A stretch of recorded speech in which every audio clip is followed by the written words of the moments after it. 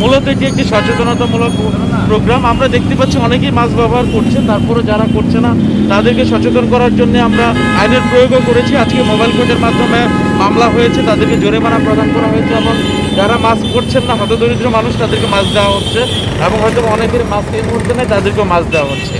অর্থাৎ এটি একটি চলমান প্রক্রিয়া এবং সরকারের বিভিন্ন এজেন্সি, সংশ্লিষ্ট এজেন্সির পাশাপাশি আমরা এটি করছি, সেটি অবশ্যই চলমান থাকবে এবং করোনার দ্বিতীয় ওয়েভ মোকাবেলায় এইসব অভিযান আশা করি আমরা সফল হবে।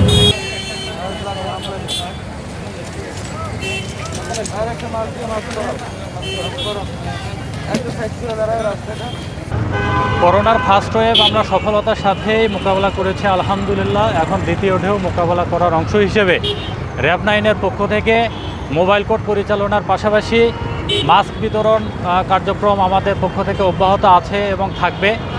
আমরা চাচ্ছি যে জরিমানা মূলত আমাদের মেইন টার্গেট না, আমাদের প্রধান টার্গেট হচ্ছে যাতে মানুষ সচেতন হয়, কারণ সচেতনতায় প্রতিরোধ। করোনার দ্বিতীয় ঢেউ মোকাবেলার জন্য মাস্ক পরিধানের পাশাপাশি নিরাপদ দূরত্ব বজায় রেখে চলার জন্য র্যাব 9-এর পক্ষ থেকে সকলকে আহ্বান জানাচ্ছি।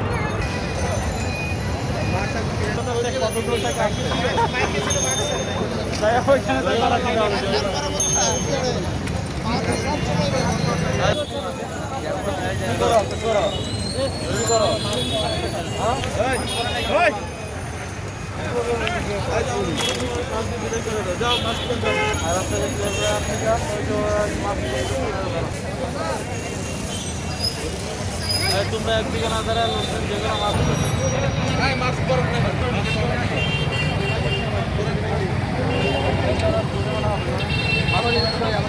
মাস্ক পরান, মাস্ক পকেটে রাখার জন্য না আমি খাবার খাই সচেতন নাগরিক হয়ে আমার